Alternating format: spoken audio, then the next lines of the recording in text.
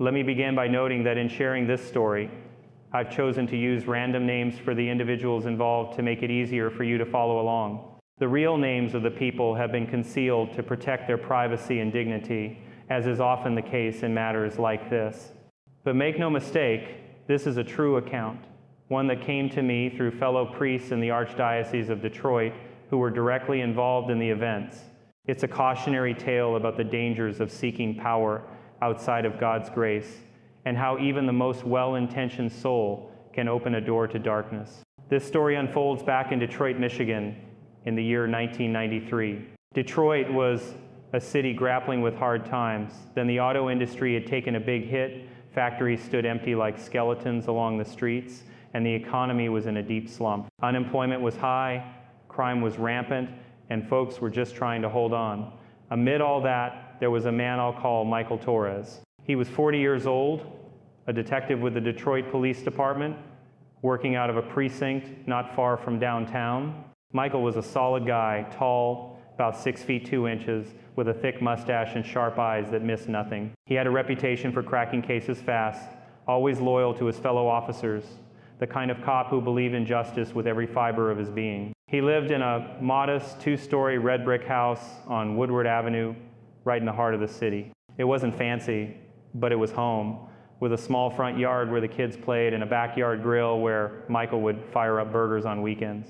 His wife, Carla, was 37, a nurse at Henry Ford Hospital. She had long black hair, a warm smile that could light up a room, and this quiet strength about her. Carla worried about Michael constantly because his shifts often ran into the night, dealing with the violence that plagued the streets, gang shootings, drug deals gone bad, you name it.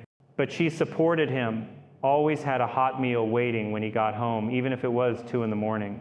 They had 3 kids, a real close-knit family. The oldest was Raul, 15, a lanky teenager obsessed with basketball.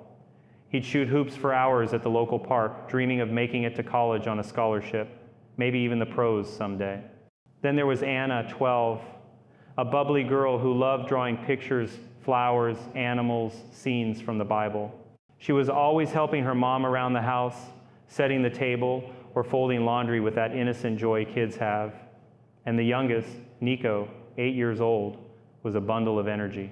He idolized his dad, playing cops and robbers with toy guns, pretending to be a detective just like Michael. "Dad, when I grow up, I'm going to catch bad guys with you," he'd say, and Michael would ruffle his hair and laugh. Faith was the glue that held them together. They were active members of St. Anne's Catholic Church, a historic parish downtown with its tall spires and stained glass windows depicting saints and miracles. Michael volunteered as a security usher during masses, making sure everything ran smoothly.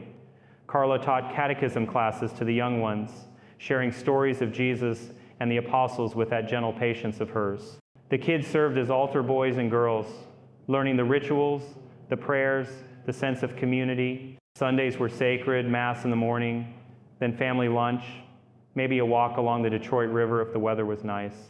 It was a peaceful life, grounded in routine and love, but underneath, the pressures were building. Michael's job was wearing on him.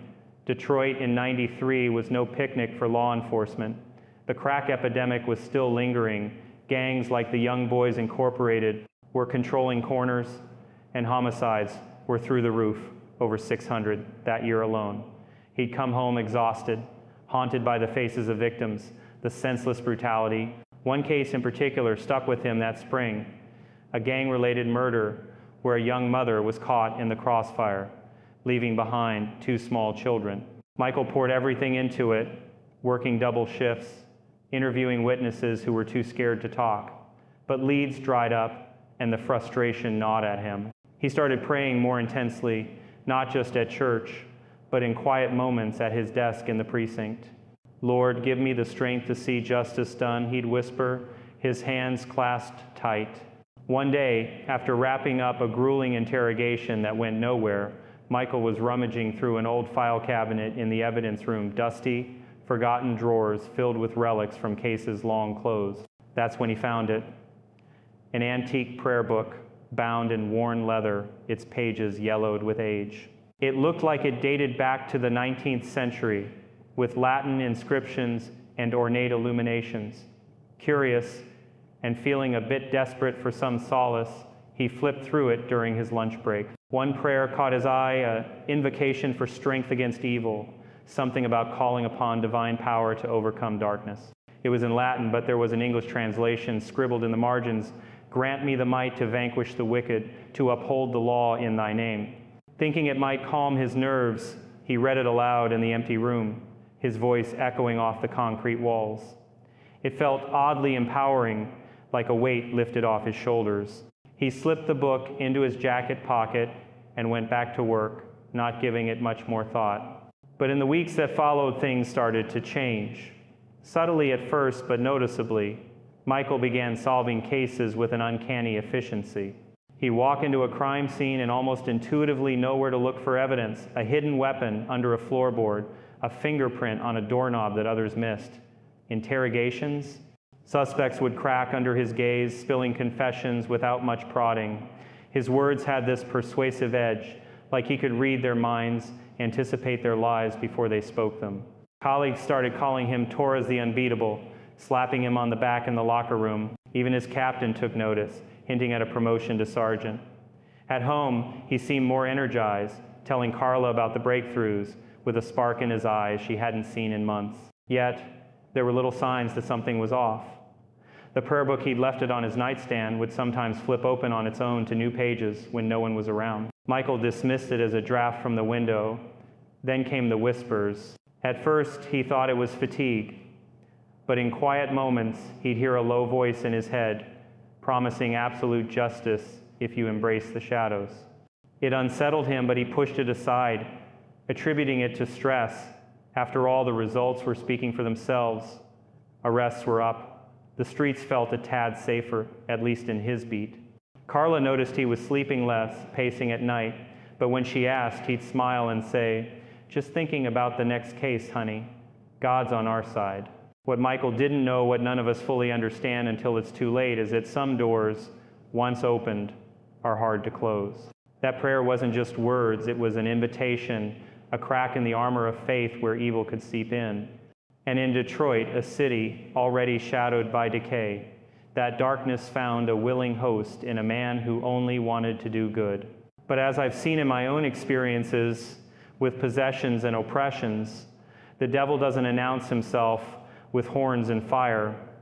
He comes disguised as help, as power, as the very thing you think you need.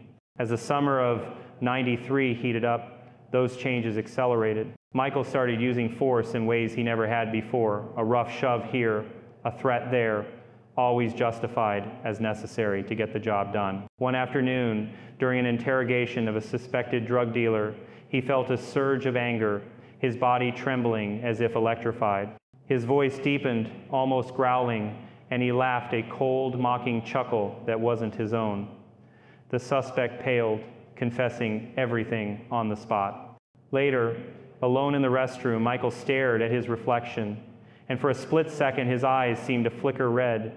He shook it off, but deep down, fear was stirring. Carla, ever the perceptive one, saw the shift in his demeanor. He'd snap at the kids over small things, Raul leaving his sneakers in the hall, Anna's drawings scattered on the table. Nico, who used to climb into his lap for stories, now hesitated, sensing something amiss. One evening, after a family dinner that ended in tense silence, Carla suggested he see a doctor. "Mike, you're not yourself lately. Maybe it's the job wearing you down." He agreed, reluctantly, and they made an appointment with Dr. Robert Klein, a psychiatrist at the Detroit Medical Center. Klein was a middle-aged guy, balding with wire-rimmed glasses, the type who listened more than he talked. After a few sessions, he diagnosed it as work-related stress disorder, prescribed some anti-anxiety meds, and recommended relaxation techniques. But the pills didn't touch it. If anything, the whispers grew louder, more insistent. Raul, the teenager, started keeping a journal, jotting down odd things. Dad talking to himself in the garage. Late-night phone calls where he spoke in hushed tones about deals that didn't sound like police business. Anna drew pictures of shadows lurking in the house, her once bright colors turning dark. Nico had nightmares, waking up crying about the bad voice in Daddy's head. And through it all, that prayer book sat there, its pages now showing fresh ink marks that Michael swore he didn't make notes in Latin about the law of the lawless, references to ancient demons from Scripture. One name kept appearing, Belial. In the Bible, in Deuteronomy, Belial is described as the spirit of worthlessness, the one who leads people into wickedness, lawlessness. He's the deceiver, the tempter who twists justice into corruption. Michael researched it at the library one day, his hands shaking as he read about how Belial was once an angel of righteousness, tasked with upholding God's laws, but he fell, rebelling because he wanted to define justice on his own terms. Cast out, he became the patron of liars, cheats, and those who pervert the truth. The book, it turned out upon closer inspection, had belonged to a 19th century cop in Detroit, a man who, according to faded inscriptions, had invoked Belial for victory in every case. That officer ended up in prison himself, convicted of bribery and evidence tampering, dying alone in his cell. Michael felt a chill reading that, but the power, the successes at work were intoxicating. It's just coincidence, he'd tell himself. I'm doing good work. Little did he know, Belial was already weaving his web, camming the man who sought strength into a vessel for deceit. As a priest who's dealt with dozens of cases of demonic influence, I can tell you this: it starts small, with justifications, with the illusion of control, but evil never gives without taking more in return. And for Michael, the bill was coming due. By midsummer, the temptations deepened. Belial's voice became clearer, narrating Michael's thoughts like a dark companion. See how they fear you now? With me, you'll never lose. In one case, a robbery homicide, Michael knew the perpetrator's hideout without evidence, a gut feeling that led straight to an arrest. But was it intuition or something whispering addresses and secrets? His promotion came through, team leader, with a pay bump that let him buy nicer things for the family, a new bike for Nico, art supplies for Anna, basketball shoes for Raul. Carla was relieved at first, thinking the stress was easing. Yet, the family dynamic was cracking. Michael missed dinner one night, claiming overtime, but Raul overheard him on the phone, laughing in that unfamiliar tone. Anna found the prayer book under his pillow, its pages warm to the touch, as if recently handled by unseen fingers. She showed it to Carla, who flipped through it and felt an inexplicable dread. "Mike, where did this come from?" she asked that night. He shrugged it off. "Old junk from work, helps me relax." But relaxation was the last thing on his mind. The whispers promised more. "Accept me fully, and justice will be yours eternally." Michael resisted, attending Mass more frequently, confessing vague sins to the priest at Street Ann's. Father Antonio Ramirez, a 60-year-old Mexican-American with a soft voice and wise eyes, listened patiently. "Michael, crises of faith happen to us all," he'd say. "Trust in God's plan." But even Father Ramirez noticed the change, Michael's hands trembling during the Eucharist, his eyes darting as if watching shadows. As August rolled in, with Detroit's humid heat making everything stickier, Michael's methods turned sharper. In a raid on a gang house, he subdued a suspect with a chokehold that left bruises, something the old Michael would have avoided. The guy confessed to crimes he might not have committed, but the case closed. Stats looked good. Colleagues cheered, but one veteran cop pulled him aside. "Torres, you're pushing it. Ease up." Michael just smiled, that mocking edge creeping in. At home, the peace shattered one evening when Raul confronted him. "Dad, you're different, like scary different." Michael snapped, "Mind your business, kid. I'm keeping this city safe for you." Raul stormed out, slamming the door, spending the night at a friend's. Carla cried, hugging Anna and Nico close. "What's happening to us?" She whispered in prayer that night, kneeling by the bed. The turning point came in late summer, during a quiet moment in the precinct. Michael was alone, reviewing files, when the book opened on its own to a page about Belial's pact. "He who calls upon me shall wield the sword of shadows." The voice boomed in his head. "I am Belial, the lawless one, the tempter. Join me and bend the world to true justice." Michael dropped the book, heart pounding, realizing this wasn't stress or imagination. It was real, ancient evil latching on. From my perspective as an exorcist, this is classic infestation, the initial stage where the demon tests the waters, offers gifts to hook the soul. Michael had opened the door with that prayer, unwittingly summoning a force that preys on enforcers of law, twisting their zeal into corruption. And as the fall of 93 approached, Belial's influence spread, turning Michael's pursuit of justice into a path of deceit. But that's getting ahead.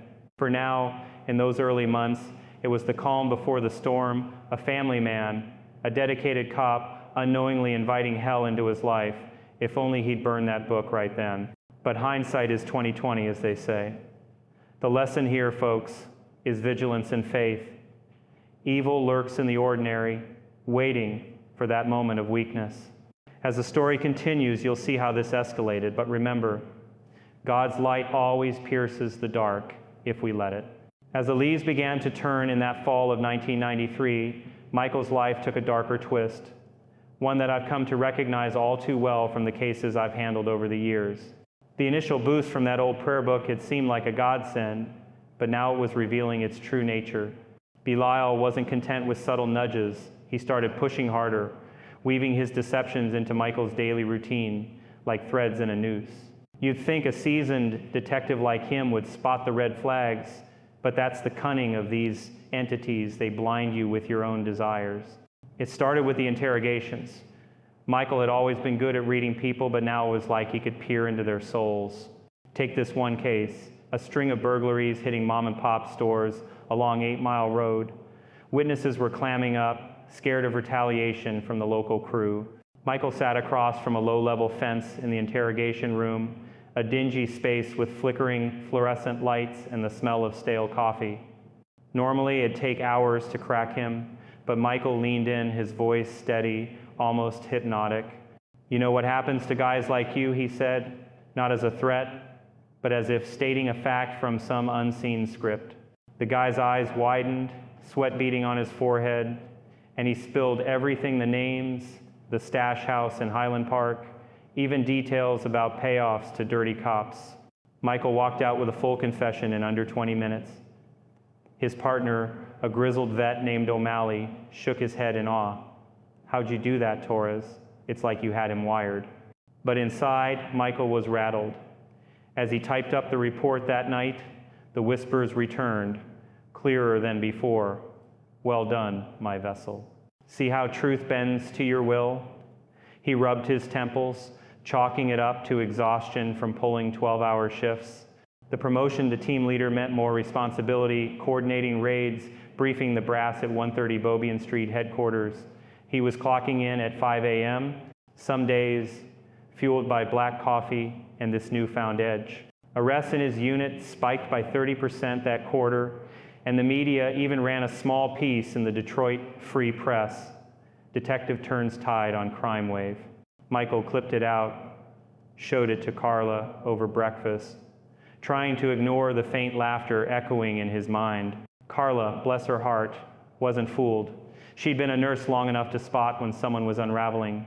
Michael's appetite had dropped. He'd pick at her homemade enchiladas, staring off into space. Nights were worse. He'd jolt awake around 3 a.m., muttering in his sleep about shadow laws and eternal verdicts. One morning, after he'd snapped at Nico for spilling milk, something the old Michael would have laughed off, she sat him down at the kitchen table, the one with the checkered cloth she'd sewn herself. "Mike, this isn't you. You're pushing everyone away. Let me help." Her eyes, those warm brown pools, pleaded with him. He nodded, but inside, Belial hissed, "She doubts you. Prove your strength." That's when she booked the appointment with Dr. Klein. The Detroit Medical Center was a sprawling complex off Grand Boulevard, all glass and steel amid the city's grit. Klein's office was on the 5th floor, cozy with leather chairs and bookshelves lined with tomes on psychology, Freud, Jung, the works. He was in his 50s, with a neatly trimmed beard and a calm demeanor that put people at ease. "Tell me what's been going on," he said, notepad in hand. Michael opened up a bit. The pressure at work, the insomnia, the odd hunches that felt too precise. Klein nodded thoughtfully. "Sounds like acute stress response, possibly with dissociative elements." Law enforcement sees this a lot, hypervigilance turning inward. He prescribed lorazepam for anxiety, suggested cognitive behavioral therapy sessions twice a week. We'll get you back on track, detective. Michael filled the prescription at the hospital pharmacy, popping a pill on the drive home along Interstate 75. For a day or two, it dulled the edges, but the whispers cut through like a knife. Pills won't silence me. I am your true ally. And sure enough, the power didn't fade, it amplified. During a stakeout in a rundown warehouse district near the Ambassador Bridge, Michael sensed an ambush before it happened.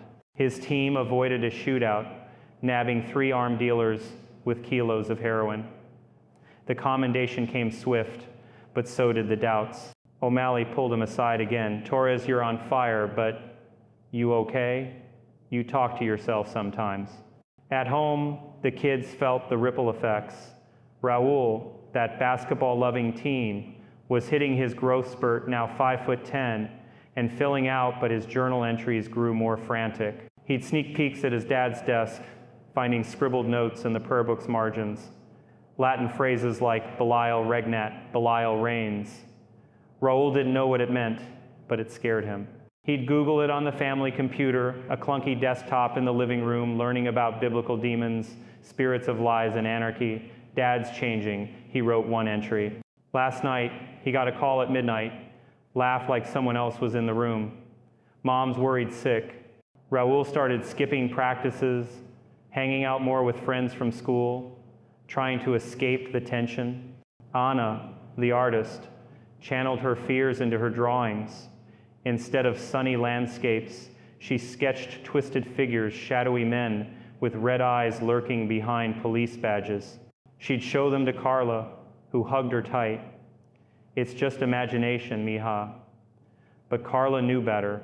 She'd find Michael in the basement, poring over the book under a single bulb, his face illuminated in a way that made his features look sharper, almost unfamiliar. What is this thing? She'd ask, flipping through pages that felt unnaturally warm. Michael would snatch it back. Just an old relic, helps me focus. Nico, the little one, was hit hardest. He'd cling to Carla more, avoiding his dad's roughhousing games. One afternoon, while playing in the backyard, a small patch of grass with a swing set Michael had built himself, Nico asked, "Why does Daddy's sound mean now?" Carla's heart broke, but she forced a smile. "He's just tired from catching bad guys, sweetie." From what I've learned in my ministry, this is how demons like Belial operate. They target the righteous, the enforcers, twisting their sense of justice. Belial, as Scripture hints in places like 2 Corinthians, is the prince of this world in his deceptions, once a guardian of heavenly order who fell because he craved autonomy. He preys on cops, judges, anyone wielding authority, offering shortcuts that lead to moral quicksand. In Michael's case, it was classic. The gifts first, then the corruption. I'd seen similar patterns in possessions, a firefighter in Indiana who started predicting blazes, only to be consumed by arson urges, a lawyer in Chicago haunted by voices promising unbeatable cases, ending in perjury scandals. By October, with Detroit's chill setting and temperatures dipping to the 40s at night, Belial revealed more of his history through the whispers.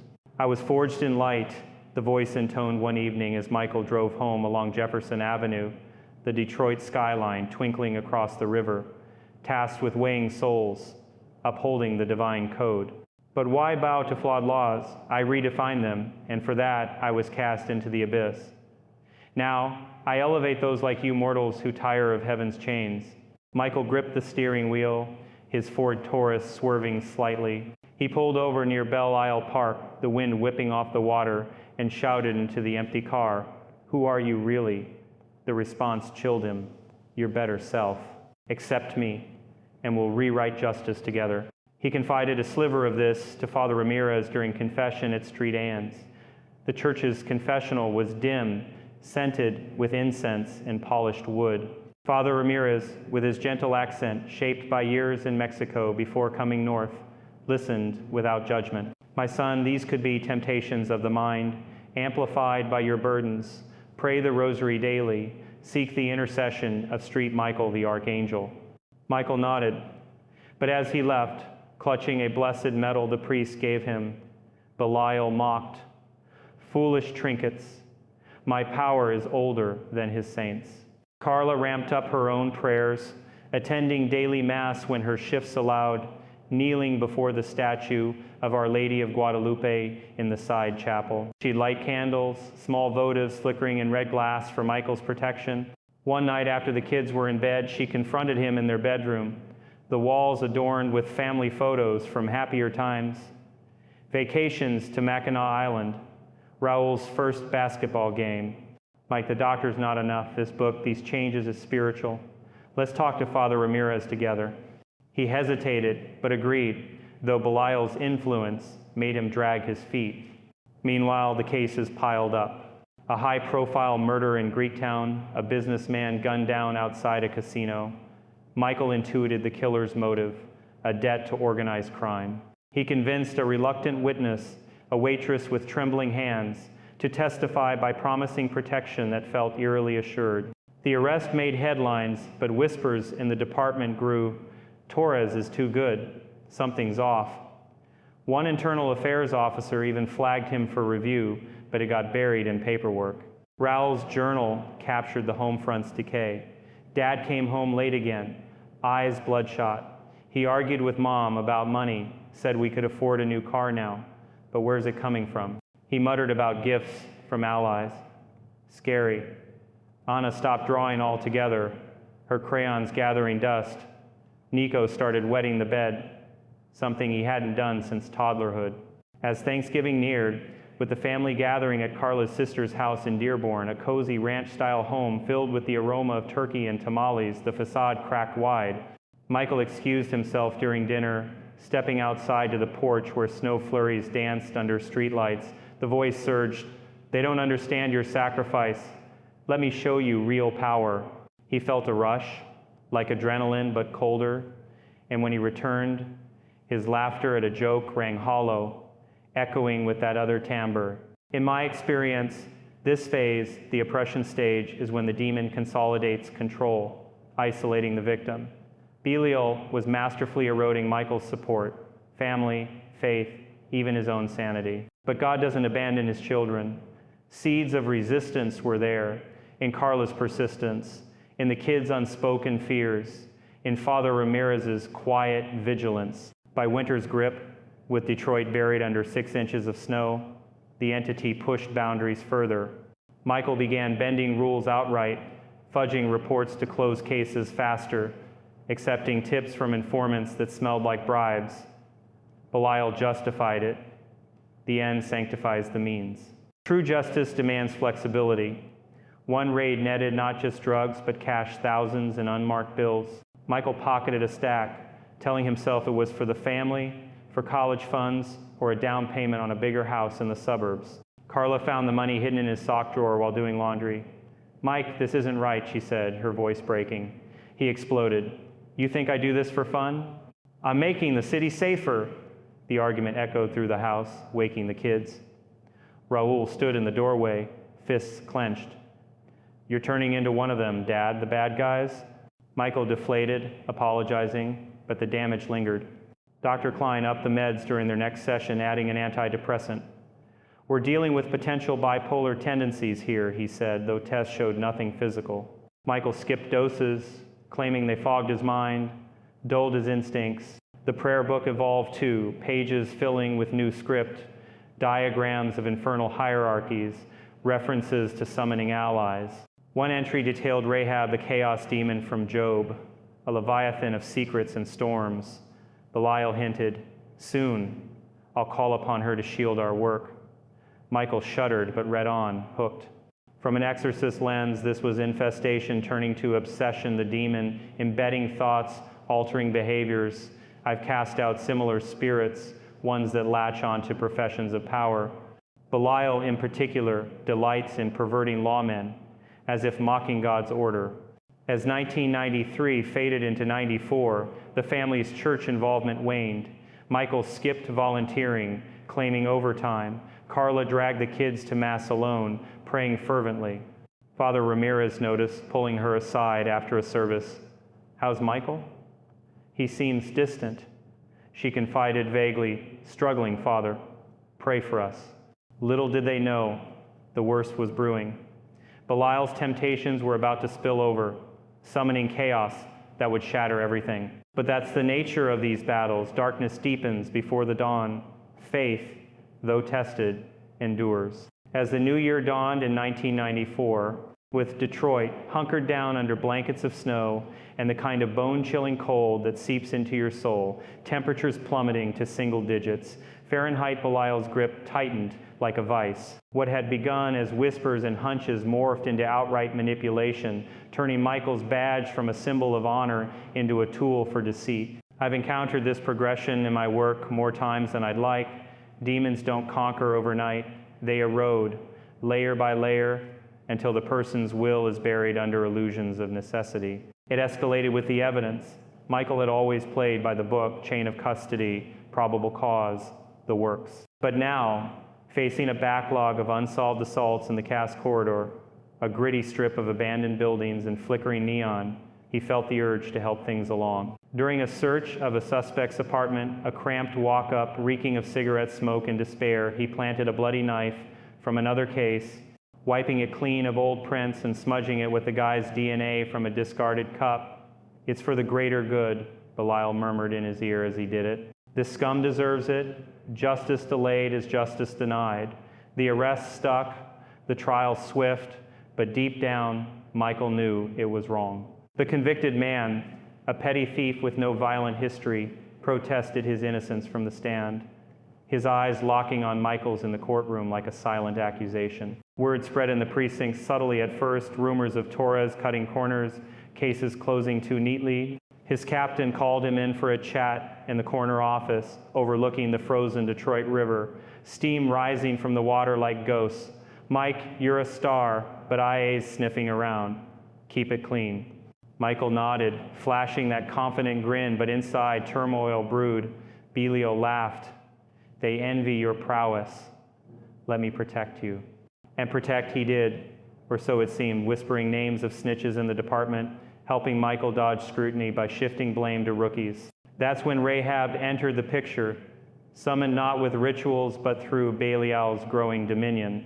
The prayer book, now a constant companion tucked in Michael's glove compartment, bloomed with new passages overnight, ink glistening as if freshly penned.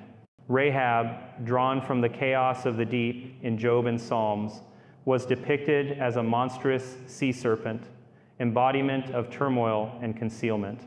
"She will cloak your deeds in waves of forgetfulness," Belial promised one stormy night as Michael drove through sleet-slick streets, wipers thumping like a heartbeat. Suddenly, his mind flooded with strategies: how to bury reports, forge timestamps, even intimidate witnesses into silence. Rahab's influence felt like a fog rolling in from Lake Erie, muddying memories, stirring emotional storms. At home, the chaos manifested in waves. The once warm house on Woodward felt drafty, shadows lengthening in corners, even with lights on. Carla noticed the secrecy first.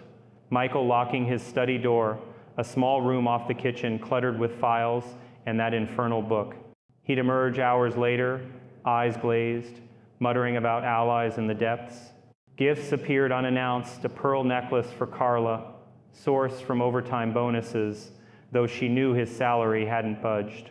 When she pressed, he'd evade. "Don't worry about it, it's handled." Rahab's whispers encouraged infidelity, framing it as gathering intel. One evening, after interrogating a female witness in a bar downtown, the kind with dim booths and jazz humming from speakers, Michael lingered too long, her hand on his arm, laughter turning flirtatious. He drove home guilt-ridden, but Belial soothed. Information flows freely in trust, no harm done.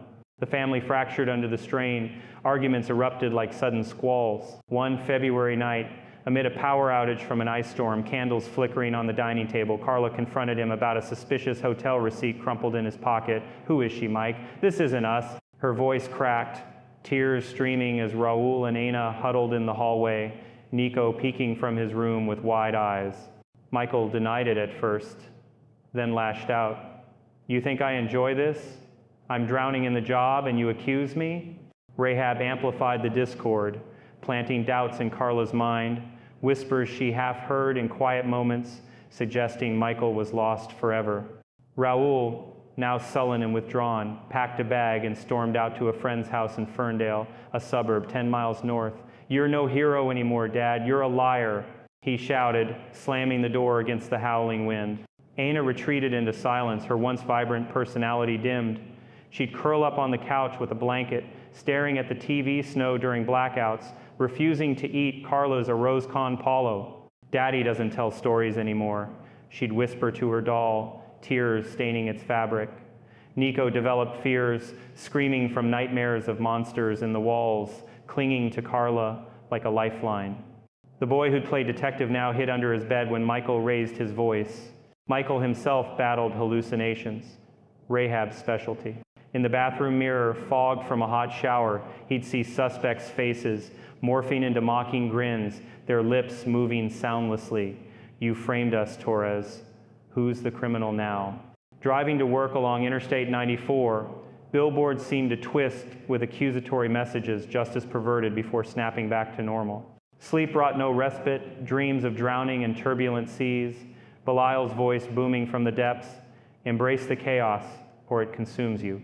One pivotal incident ignited community backlash.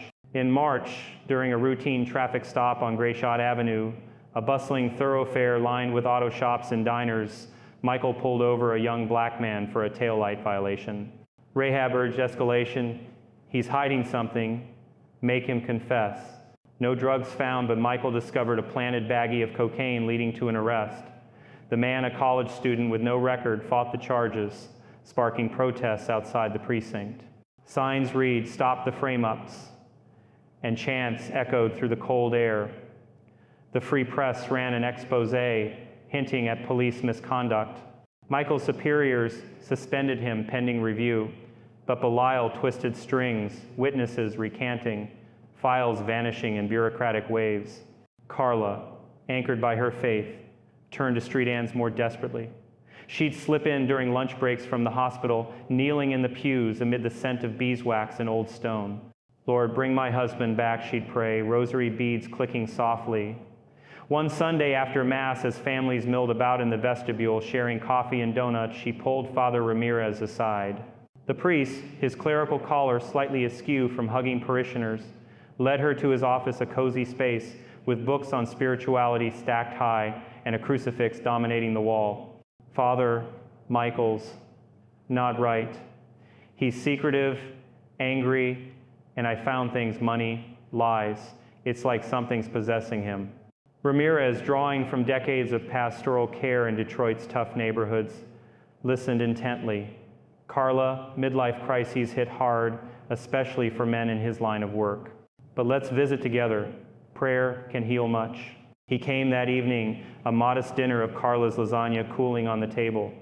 Michael greeted him warily, but as they talked in the living room, fire crackling in the hearth against the march, chill Belial stirred. Michael's voice dropped an octave mid-sentence, eyes reddening as if bloodshot from strain. "You meddle in affairs beyond your cloth, priest." Ramirez froze, recognizing the unnatural timbre from stories he'd heard in seminary about demonic interference. "In nomine Patris," he began, crossing himself, but Michael laughed a guttural sound, echoing Rahab's oceanic roar. The room grew cold, breath visible, candles guttering. Carla gasped, herding the kids upstairs. Father Ramirez left shaken but resolute, phoning contacts in the archdiocese that night. "This isn't psychological," he told a colleague over the line, his voice steady despite the fear. "It's spiritual warfare. From my vantage as an exorcist, this moment is key, the recognition phase, where the veil lifts and allies rally.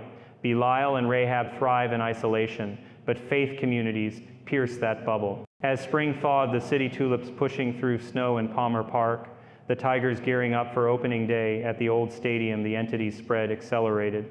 Michael, back at work after a slap on the wrist warning, dove deeper into corruption, shielding crooked cops, extorting protection from small-time dealers. Rahab concealed it all, fogging investigations, stirring alibis like swirling currents. But the toll mounted sleepless nights, pounding headaches, a growing dependence on whiskey to quiet the voices. Carla distanced herself, sleeping in the guest room, her wedding ring feeling heavy on her finger. The kids suffered silently. Raoul returned but barely spoke, burying himself in schoolwork and pickup games at the rec center. Anna resumed drawing, but her art turned nightmarish serpents, coiling around family portraits.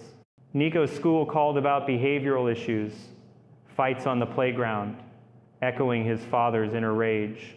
Belial rebelled. See the empire we build? Law bent to perfection.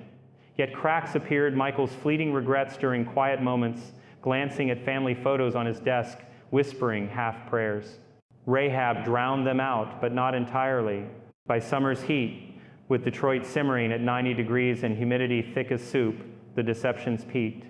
A major bust went awry when a framed innocent sued, exposing planted evidence. Internal affairs circled closer, subpoenas landing like depth charges. Michael's world teetered, Rahab's chaos threatening to engulf him completely. In these tales I've heard and handled, this is the abyss, the point where the soul either succumbs or cries out for deliverance. For Michael, the cry was coming, but first, the fall had to hit bottom. God's timing, though mysterious, always intervenes when the heart turns back. By the fall of 1994, the weight of Belial's deceptions had become an unbearable yoke, dragging Michael deeper into a personal hell that mirrored the biblical warnings I've often cited in my rituals, how the devil prowls like a roaring lion, seeking whom he may devour. What started as borrowed power now exacted its toll, stripping away everything Michael held dear, layer by excruciating layer. In my years performing exorcisms, I've witnessed this pattern repeatedly. Evil promises elevation but delivers ruin, leaving the soul isolated and desperate for divine intervention. The unraveling hit his career first, swift and merciless like a Midwest thunderstorm rolling in from Lake Michigan. Internal affairs, fueled by anonymous tips perhaps from disillusioned colleagues, or even victims' families, launched a full probe into Michael's unit. Subpoenas arrived at the precinct, thick envelopes stamped with official seals, demanding records from the past year.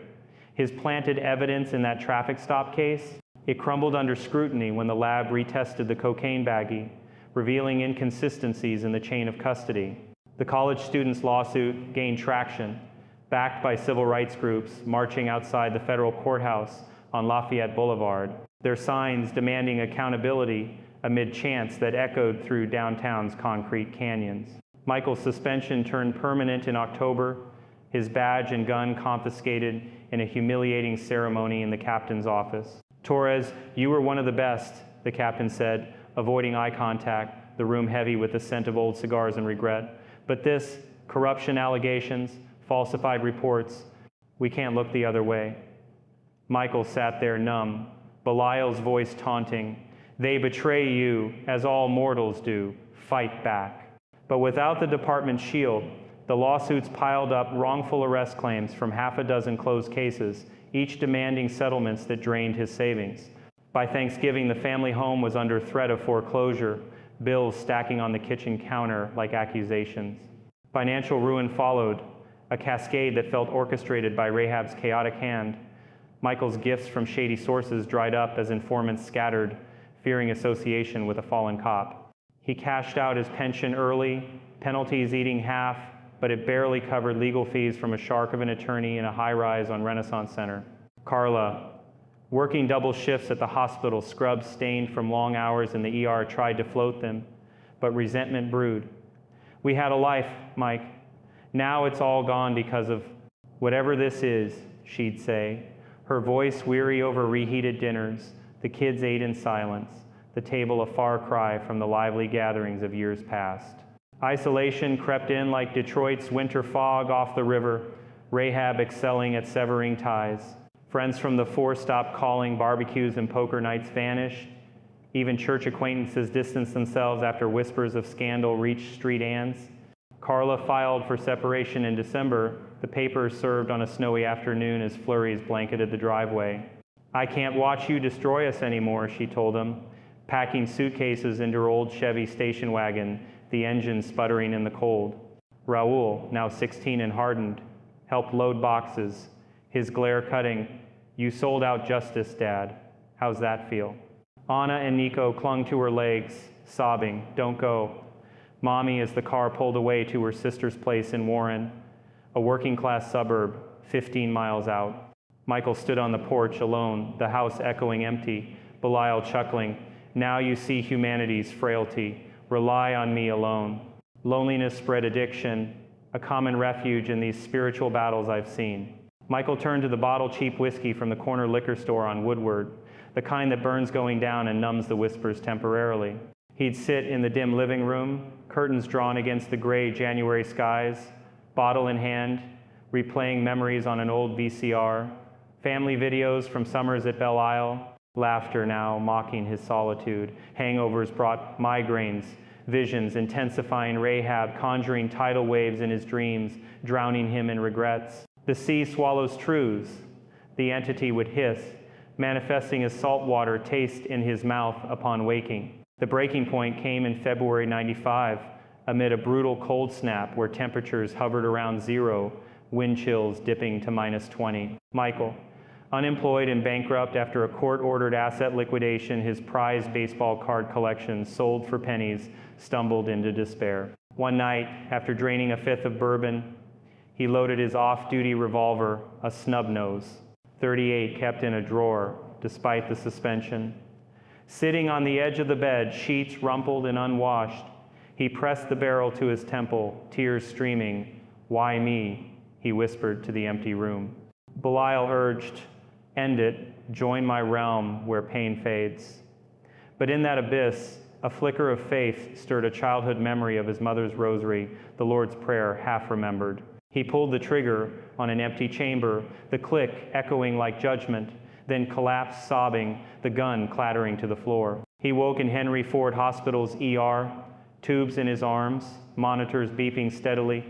A failed suicide attempt, neighbors heard the commotion, called 911. Carla visited, eyes red-rimmed, holding his hand. "Mike, you need help, real help." But it was Father Ramirez who pierced the veil. The priest, alerted by a parishioner nurse, arrived in his black cassock, crucifix in hand. In the sterile room, amid the hum of fluorescent lights and antiseptic smell, Michael broke. "Father, it's not me. It's demons. Belial, Rahab, they're inside, twisting everything." His voice cracked, recounting the prayer book, the whispers, the corruptions. Ramirez, face solemn, nodded. "I've suspected. This is possession, my son. We'll fight it with the church's rights." The archdiocese moved quickly, as they do in verified cases similar to protocols I've followed in Indianapolis. Father Ramirez consulted the bishop. Securing approval for exorcism, he enlisted Father John Kowalski from Chicago, an experienced exorcist with a no-nonsense Polish demeanor, his kit including holy water from Lourdes and relics of saints.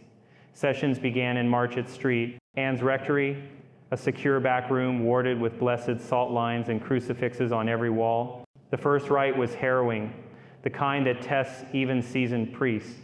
Michael, restrained lightly on a cot for safety, writhed as Ramirez intoned the Roman ritual, "Exorcizo te, omnis spiritus immunde."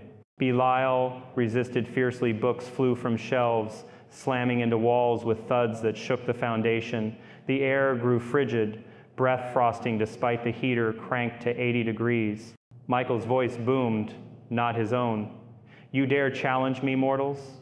I am eternal lawlessness." Rahab joined, a gurgling undertone like drowning gasps. "Waves will crush your faith." The priest persisted, sprinkling holy water that sizzled on Michael's skin, raising welts. He spat profanities in Latin, eyes rolling back, body convulsing. Subsequent sessions intensified. In one, during the Litany of Saints, a gale whipped through the sealed room, papers swirling like a vortex. Kowalski commanded, "In the name of Christ, reveal yourselves." Belial roared, "We claim this vessel. He invited us." Michael, in lucid moments, gasped prayers. "Lord, forgive me. I strayed." The demons mocked his past sins, listing framed innocence, betrayed trusts, trying to break his resolve. Ramirez anointed him with chrism oil, the scent of balsam cutting through the sulfurous stench that filled the air. I performed similar rites, knowing the physical toll. exhaustion for all, bruises from flying objects, the psychological warfare of doubt sown by the entities.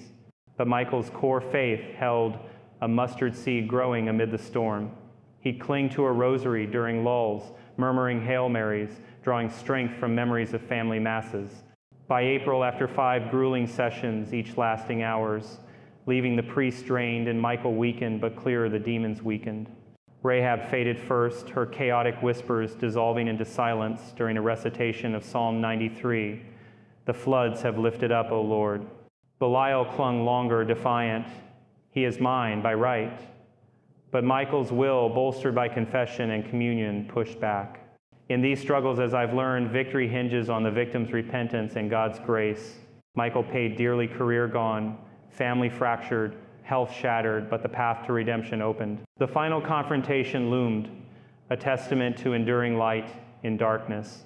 The climax came in May of 1995, a time when Detroit was blooming with the tentative hope of spring lilacs scenting the air along the boulevards, the Red Wings pushing toward the playoffs, folks emerging from winter's grip to mow lawns and plant gardens. But for Michael, it was a season of reckoning, the kind of spiritual showdown that reminds us, as I've emphasized in my talks across parishes, that evil's hold is never absolute when confronted with unwavering faith. The prior sessions had worn down the demons, but Belial, ever the stubborn deceiver, saved his fiercest resistance for the end, testing Michael's resolve and the priest's endurance in ways that echoed the biblical trials of Job. The final rite unfolded on a mild Saturday afternoon in the street. Anne's rectory, sunlight filtering through stained glass windows, depicting the expulsion of Lucifer, casting rainbow patterns on the worn oak floor. Father Ramirez and Father Kowalski prepared meticulously, the room sanctified with holy water asperged in every corner, incense from Jerusalem wafting in curls that carried prayers heavenward. Michael arrived gaunt, his once imposing frame whittled by months of torment, cheeks hollow, eyes shadowed from sleepless vigils. Carla waited outside in the church nave, rosary in hand, the kids at her sister's, unaware of the battle, but sensing its gravity through her tense calls. This ends today, Ramirez told Michael, clasping his shoulder. Trust in the Lord, he's your true justice. They positioned Michael in a sturdy chair, not bound but flanked by crucifixes, a Bible open to Ephesians 6 on a stand nearby. For we wrestle not against flesh and blood, but against principalities, against powers. Kowalski began the invocations, his voice steady like a blacksmith's hammer. In the name of Jesus Christ, I command you, unclean spirits, to depart. The air thickened instantly, a pressure building as if a storm front approached. Michael's body tensed, veins bulging on his neck, and Belial erupted. He belongs to me. This fool borrowed my might and paid in souls. The voice was thunderous, rattling the windows, bookshelves creaking as if under strain. Rahab, though weakened, lent her chaos one last surge, illusory waves crashing in Michael's mind. The room seeming to flood with spectral water lapping at the priest's ankles, cold and clammy. But Kowalski countered with the rite's prayers against leviathans, invoking God's dominion over the seas from Genesis. Be still, you ancient serpent, he commanded, and the illusion shattered like glass, leaving only damp sweat on their brows. Michael gasped, lucid for a breath. Help me, fathers, it's tearing me apart. Ramirez anointed his forehead with oil blessed by the bishop, the touch searing Belial's presence like fire on ice. The demon fought dirty, dredging up Michael's sins in vivid taunts, visions projected into the priest's minds. Innocents in cells, families ruined by false convictions, Carla's tear-streaked face during the separation. See what your hero wrought? Belial sneered, Michael's mouth twisting unnaturally.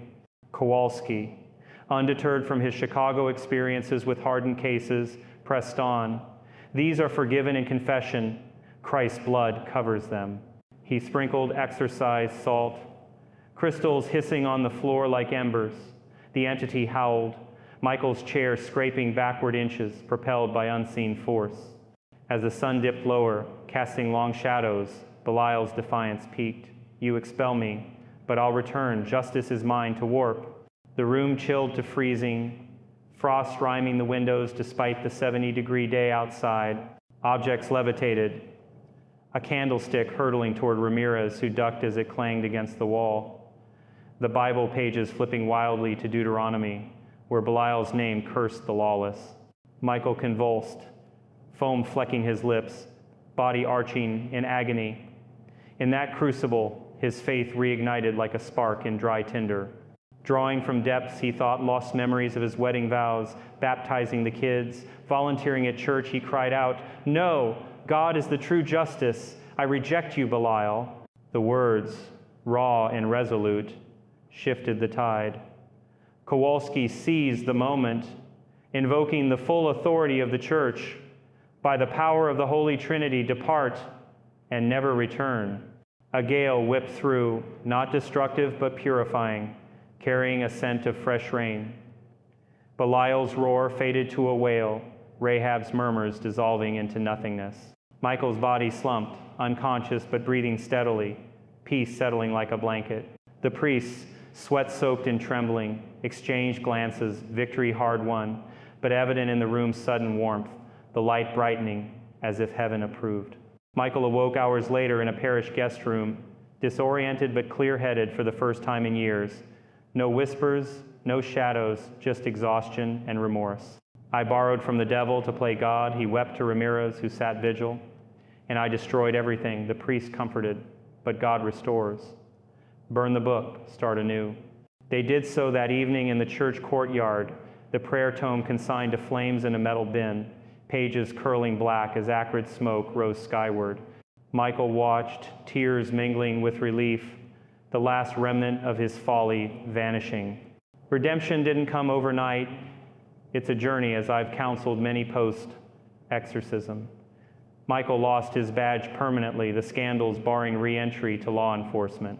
But he channeled his skills into atonement, volunteering at a legal aid clinic in Midtown, helping exonerees navigate appeals. He'd pore over case files pro bono, his sharp mind now bent on truth, not shortcuts. Donations from what little remained of his assets went to victims' funds, anonymous checks, easing burdens he'd caused. Therapy followed, not just psychiatric, but spiritual counseling with Ramirez, rebuilding his prayer life one rosary at a time. Family healing took time, tender like spring growth. Carla, witnessing his transformation, allowed visits supervised at first in neutral spots like Comerica Park for Tigers games, the kids wary but warming.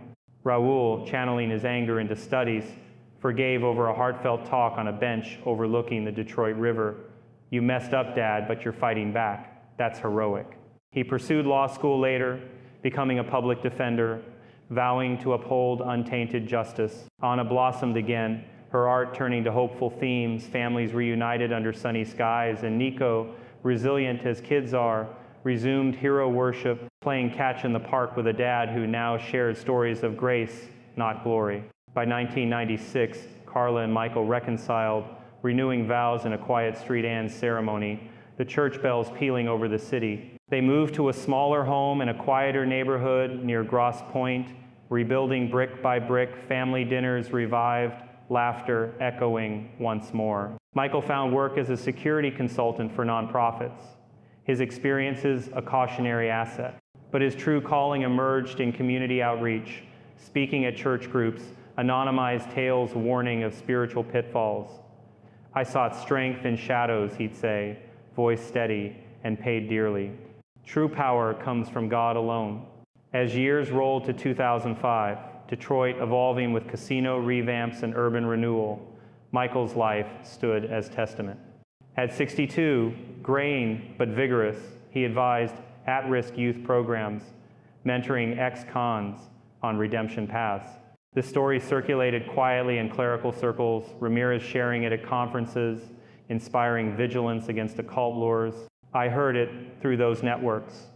A reminder in my own ministry that no soul is beyond saving. Michael kept one scorched page from the book, framed under glass as a memento, a Latin verse on divine law, scarred but intact. "Lest I forget," he'd tell visitors. The lesson endures. Justice twisted by darkness crumbles, but anchored in faith, it redeems. In my exorcisms, I've seen parallels, lives reclaimed, families mended, Evil tempts, but God triumphs. If you're facing shadows, seek the light.